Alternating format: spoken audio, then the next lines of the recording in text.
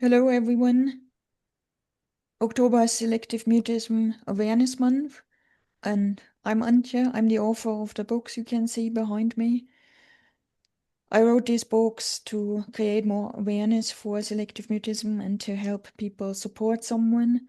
So, Annika and the Treasure of Iceland is a novel about a treasure hunt in Iceland with a character that struggles with speaking in certain situations. And that is like a role model for young adults to show how you can overcome anxiety. And my other book, Quiet, a poem about selective mutism, is just a poem giving you more information and also a bit of entertainment around this. The QR code you can see here gets you to the page on Amazon where you can buy these books. And I'm here with Tony today to talk a bit more about this. I've also written some other poems, and thank you, Tony, for being here. And if you can just read something, that would be great. Yeah, thank you very much for asking me to come. So yeah, I've known a bit more about selective mutism over the last few years, and Antje has written, she said, some great books which I've read and some great poetry. So I thought we'd start with a poem. It's called Imagine. Um, Imagine you're on a bus and not sure where to get off. Imagine you're unable to ask anyone to help you. Imagine you get lost somewhere. Imagine you cannot ask passers-by for direction. Imagine you want to go to the cinema, but you're unable to say that you would like to buy a ticket. Imagine you fancy an ice cream, a cone, but you're unable to tell the seller what flavors you want. Imagine you need the toilet in a public place, but you cannot ask for the keys. Imagine you would have lots to say in group discussions, but you cannot say anything at all. Imagine you think you never get a job because you usually fail to convince employers at the interview stage. Imagine you sometimes immediately stop talking to a certain person when another person approaches you both. Imagine sometimes you remain silent when asked a personal question. Imagine you might offend strangers just by not replying. Imagine sometimes you see a friend in the street, but you're unable to say hi. Imagine sometimes you want to leave, but you cannot say goodbye. Imagine sometimes that you get something nice, but you're unable to say thank you. Imagine you cannot speak in certain situations. Imagine sometimes you can speak freely, but sometimes you cannot. And sometimes imagine you're scared, but when speech is expected. Imagine it is not a choice, but is often misunderstood. Imagine you're frequently told you were shy, stupid, or rude. Imagine people sometimes treat you as if you did not understand a word.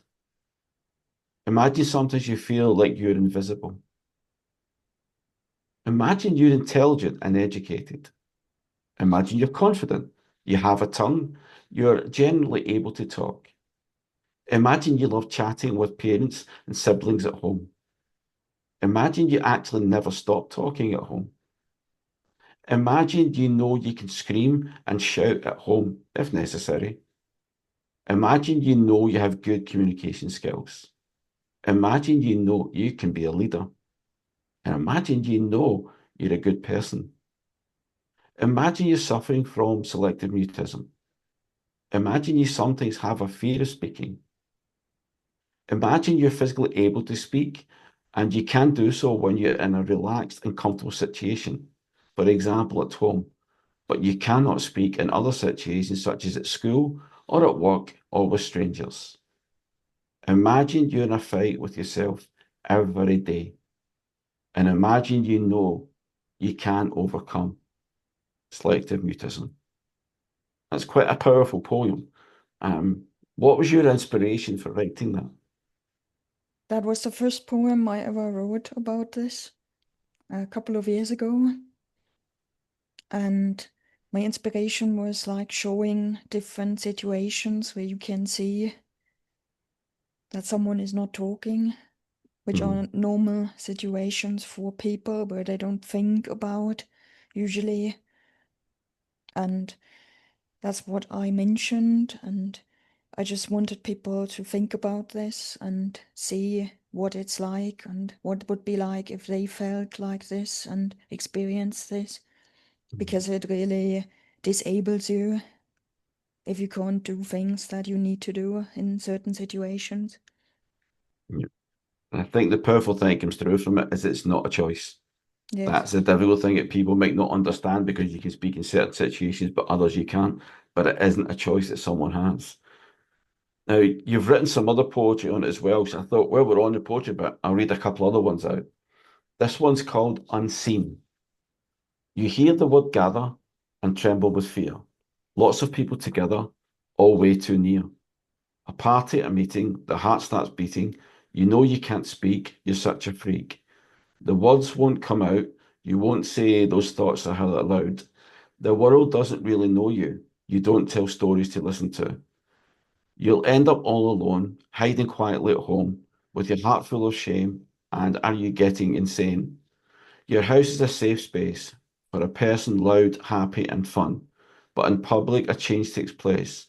You'll become a different one. Unseen, you exist, but what have you missed? Again, that's quite a powerful one as well. Um, Someone, is that how you feel that someone who's, I think it's mostly works and suffers from selective mutism, actually feels is that they are invisible? Yes. That's quite a strong feeling. And I suppose it leads perfect onto this one. This is a poem that was published in a poetry magazine. It was nominated for the Pushcart Prize. It's just called simply Me. Poor wee Isla, people often say, harsh and coldly, but it's me. Something ate my voice, left me so lost, invisible like foul breath, still me. I'm a sweet wee girl, alone in this cocoon, locked away. Why me? I want help, but how can I speak up? Nobody feels the demons like me.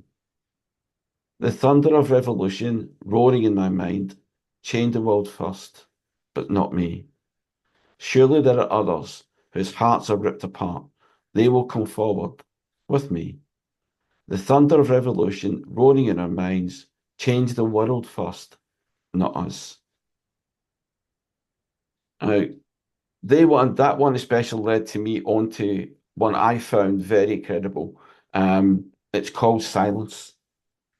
Talkative at home, happy and loud, but quiet and withdrawn in a crowd. Silent at school and in the shop. Does this selective mutism ever stop? It's not a choice. The hiding of the voice. When people are around, there is no sound. Like a sudden freeze, being in a tight squeeze, unable to talk, nowhere to walk. Observing and listening is easy to do, but asking, joining, it is hard to pursue. Keep trying and trying again. Nothing is ever in vain. If people only knew that kindness is the thing to do, inclusion, no pressure, and some fun in life. Is this all is needed to thrive? That one really hit me because the things that I've learned about it over the last few years, it's like music. I think that one really hits home about it, and just but even the title, the word silence, because I think that's so difficult. If we try and sit for a little while in silence when other people are around, we find that so difficult. You feel as though you need to be saying something. So it's hard for someone who's never went through any of the symptoms of selective mutism, I think, to get their head around how hard that must be. Is one of the words you did in your report about screaming inside, or that about roaring inside in your mind, but it's just nothing coming out. How does that actually feel when that happens? Yeah, I think it's difficult. It's a terrible feeling to know what you want to say, but you don't say it. So you're just there, quiet, silent, and you become invisible because nobody knows that you want to say something, and people think it's a choice that you don't speak. And also, when Mm, you don't contribute, people don't know what you could say and what you know, so they underestimate you, and it might lead to bullying, particularly with children, mhm, because it's really something people don't really understand when they don't experience it themselves. So usually people can speak and they take that for granted. Mhm. So it's something that's hard to explain to someone who doesn't know and doesn't understand and doesn't experience that themselves. But for the person suffering, it is really like a torture to be in that situation, to want something and they can't say it. And so maybe they come up with ways, with other ways to get it, like writing it down, but then that's not the usual way you do it. So maybe not do that. It could be embarrassing or shameful to actually tell someone that you can't speak. So it's a lot of different thoughts in your mind when this happens. And I think it's not just about, for me, understand that it's hearing the size of those kind of emotions, like the word shame. There is nothing to be ashamed about, but to feel that, that's something that must be so difficult for someone going through it. Because it for somebody looking at it from the outside, we can see it isn't your fault if it's not something that you consciously do. Then it must be so hard to deal with emotions like that. Is that what helped you to write the book, to get those kind of things out so that people can understand, especially Annika and the treasure of Iceland? Yeah, I think writing is a good way to express things. So that can help people also writing poetry or creative writing in general. Yeah, I think you're right, that can be great because just because someone can't speak thoughts or emotions out doesn't mean they can't write them. And so it may be another option for people to actually look at is to get message across from each other and understand better in the writing. So why don't we have a look at that then? So it's an extract from your book, Annika and the Treasure of Iceland. Just for the start of the book, one question really got me: why Iceland? I was on holiday in Iceland and I really Ah, liked it, and so that became the setting for this story. mm. Yeah, it just intrigued me because obviously that it's not someone you first think of going to somewhere like this. So brilliant. Right. So this is an extract from the book. Annika was 21 years old and didn't talk much. This is due to her muteness with strangers, and she got into trouble a lot. She should have been taken to a doctor as a young girl and received a diagnosis. Would be two complicated words: selective mutism. Annika would not have understood these words as a child, but now it is just a label. It said so in a book she had read. Perhaps situational mutism or even situational speaking would be a better name because the word selective sounds like a choice, but it actually means specific in the world of science, and selective mutism is not a choice. She had probably been suffering from this since early childhood. It had made it impossible for her to speak freely in certain situations, especially when other people were within earshot. But in other situations, she could talk normally. She was very sure of this now because she had these memories. When she started nursery, she simply remained mute. All day long, she did not speak a single word, and she did not laugh, she did not cry. Once she fell from the swing in the morning while playing at the nursery, but nobody had noticed. Her knee was bleeding. Internally, she screamed in pain, but she did not let it show. She did not make a face. Nobody came to know. It was not until her mother picked her up in the evening that the wound was noticed. Her mother was shocked, but that was normal for Annika. Annika was very talkative at home and even cheeky, but she was very quiet with strangers. That was not a choice. She simply could not talk to them. The words get stuck in her mind. It was as if there were two Annikas, the loud, the lively girl at home, and the silent shadow of herself in public. It was unbearable to be called names and thought of unkind when she did not mind to say hello or thank you to people. Most people have never heard of her problem and expected so much. Annika had only known for a short time that her silence had a name, a diagnosis: selective mutism. As a child, she had believed she was just too stupid to talk, and she was the only person in the world that had such a problem. She was desperate and was bullied a lot.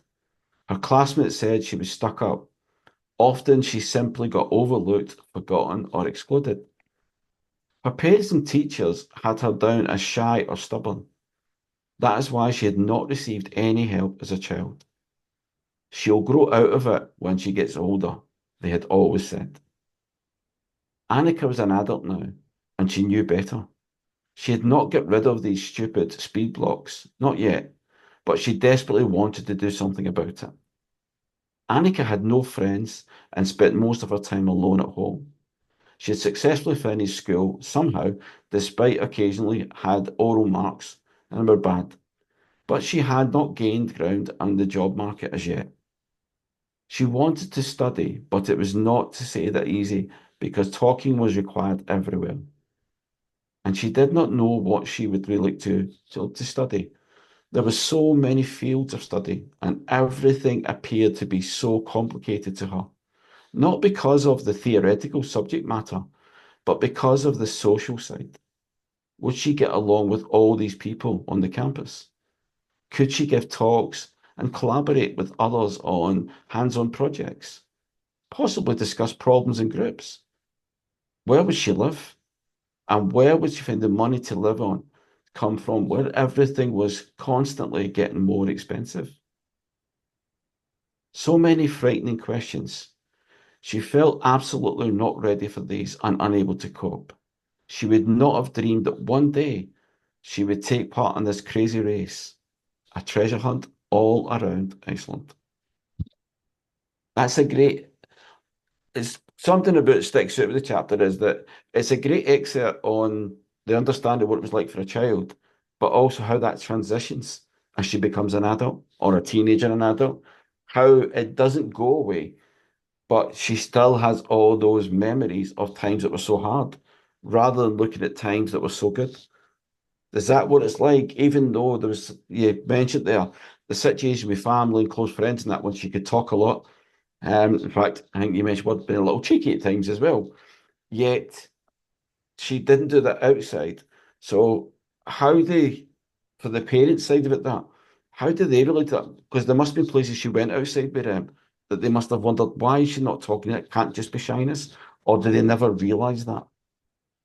Yeah, I think most parents don't really notice it because the child is talking at home, and then Mm. they get told from the nursery or school, your child has never said a word. Mm. But then people believe it's just shyness. That's very popular, but not really helpful. So you should get help as early as possible if you notice something and just have it checked out. And then the other thing is, particularly with adults, that people don't know about this, have never heard of this, and so they don't know what's going on and why they can't talk. And then they can't get any help, and they just believe all these things that I mentioned there. So the one thing then that really comes out from reading your poetry and the excerpt from your book is how more education, people need to be more aware of what selective mutism is. But you mentioned there that getting as early a diagnosis, getting help as early as possible would be something that would really be needed. So how do they get that? How do they identify it's not shyness or being stubborn? Because that must be quite difficult for a parent or a teacher who know that in certain situations they're talking a lot. It can't just be that they're suddenly shy, we'll just take them to the doctor. So what can the parents look out for or teachers look out for that maybe makes it slightly different from normal shyness? Shyness is just like a personality trait, and it goes away over time. So you would expect the person to speak at some point once they get familiar with people and situations. But this is very consistent and persistent. So it usually happens in the same situations somehow, and you just have to see it and understand it. Because I think that's the thing you said, the awareness is so important. And you mentioned right at the beginning that this is Selective Mutism Awareness Month. So Yeah. it gives an opportunity for the whole month for people to talk about this, to understand it, and maybe even parents to have a chat with teachers at school to find what they know about it as well. So that when they, if they do get any inclination that their child needs help, they can look into this as early as possible. But what kind of help is there for people? Yeah, you can get help from speech and language therapists that can then work together with teachers, parents, and anybody involved with the person, and they can kind of create a friendly environment where this person feels safe and kind of relaxed. So that's the first step to kind of create that and allow the person to be themselves. So you don't force anyone to speak. You're not the person that makes somebody talk. You just let them be, and then you work in small steps and where the person is and kind of help them overcome their anxiety. So, for example, if speaking in a group, like in class, is a problem, then start with one person. And there are Mhm. different techniques that can be used to help a person to become better with that and kind of get rid of this anxiety and this freeze state when you can't really do anything. I think that's an important part, and you mentioned it right at the end there as well, for people to understand this is an anxiety disorder. Yeah. It's not just a term, it is part of that. And so it needs to be a specialist they actually see to get the right help for that. A lot of GPs who do a fantastic job may not necessarily know about this either because they don't specialize in that. But what they should be able to do then is if they're not sure what to do, is to identify where the right place for the parents of that to go, for them to get the help they need. And I think you're right, is all through your portrait and through your except for the book shows that is getting a diagnosis or getting an understanding at least of this as early as possible is the best thing for the child, but not only for them, it must be the same for the family, for parents or siblings who must find that difficult as well to see their brother, sister, daughter, son outside and knowing what they're like at home, but not like that there. It Mm. must be hard for them as well. So getting that help helps the whole family group rather than just the person that's going through it. What would be your biggest tip then? Someone who's went through this and has the lived experience of that, for people to understand that there is hope, there is options out there, that it's not something that's going to restrict them totally forever. Yeah, it's important to mention it can be overcome, Mhm. and so you don't need to suffer forever at any age, but the earlier you start, the better, because you're not used to that much. And I'd also like to mention look out for this two different behavior types. Like on one side, this very talkative person, and then the other side where the person kind of shuts down and stops speaking. So, and if this happens, then find out what's going on and if Mhm. there could be more to this. Yeah, I think that's an important point that you said. Yeah, there could be something behind it, what's causing it, and that needs to be rectified before they can sort anything else out. But just to finish off and go back things, something you mentioned, which I thought was great, is you said that about it's not about trying to force them to talk anywhere. It needs to be a gently approach done to get them comfortable doing it. And it was great seeing the one-to-one, but also because the whole point of this is to highlight that you've managed to put a lot of this across through creative writing. You also provide creative writing classes that people Yes. can go to. You've got your books, you've got your poetry, and you actually bring that into your business. So it's shown a hope or whatever for people to realise the earlier you get help, the better. But the fact that you can overcome this, although you still deal with it all the time, it's never gone completely. You've brought that into a business environment and use that maybe to help other people who don't understand why they're like that in there. So, what's the best thing? Is it the writing part? Could that be the best thing to get them to start to open up to other people? It really depends on the individual, I would say. So everyone has different things that are easier or harder. So I would say do that what is best for you and work from there. And it also depends on what you want to do, what your goals Mm. are, and then you can break that down into smaller steps and start with something that is manageable for you. Okay. And so Yep. I'm an assertiveness coach now. So Hmm. because I used to be told I'm not assertive, which is another thing. And when you can talk, it might not necessarily be confident and assertive as such. So you need to learn how to do that. And So it's also a thing that you could teach social skills to people, or like tone of voice, body language, and things like that.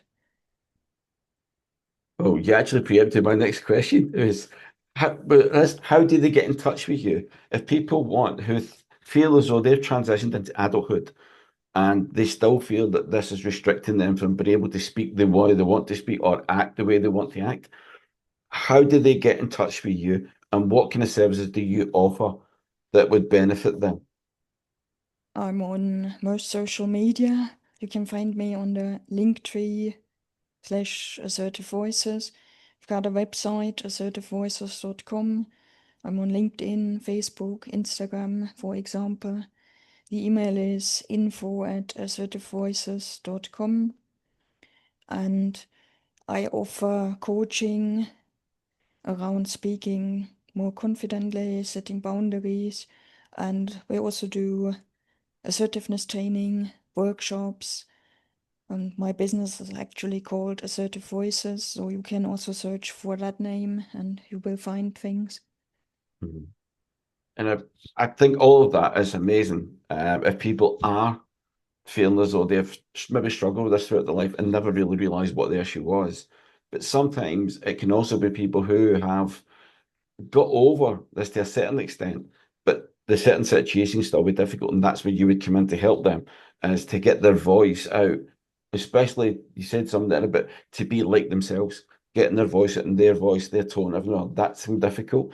So the other things then is poetry and creative writing, the other aspect, rather than just to sit voice as part of your business. Mm. How do they get in touch with you if they want to talk to you about how they can deal with that? Yeah, with the same things. Same ones. Yeah. Mm, great. So, is there any other message you would like to finish off with? Um, just so that parents, the child and themselves, if they hear this, teachers and helpers, anybody carers, that what would you like to give one piece of advice that would really help them throughout this whole situation? There's always hope. So don't give up. Just you will find a way to move forward. I think that's brilliant. And I also love what you said earlier. It's not only finding a way, it's finding the right way for them. Yeah. When that's done, that's when things will be so much easier for the whole group, as we said earlier, the whole family group will that it will be a huge celebration for all of them to see their child, their son, daughter, whatever, able to go and live the life they know that they should be and not having this hindering them or holding them back. I know you don't talk about yourself about that, but you're a perfect example of a lived experience of what things can do. So when you say there is hope, just take a look at what Angie's actually done with her business, with her poetry, her creative writing, and a book. So for me, I would just say that it's fantastic to see that, but also understanding then for anybody else out there, then go for your own dreams, whatever you want to do. Don't let anybody hold you back. Don't let anybody, whatever they say, isn't true. It's whatever you want to do and how you feel about it. And you put it perfect there. Antje said that you will find a way. So thank you very much, Antje, for allowing me to be part of this today. Thank you, Tony. And for anyone watching, my books are available on Amazon. Annika and the Treasure of Iceland and Quiet, a poem about selective mutism. And you can scan the QR code here to go to the page. So thank you for watching. Thank you for coming, Tony, and for My supporting pleasure. this. Bye. Bye. Take care, everybody.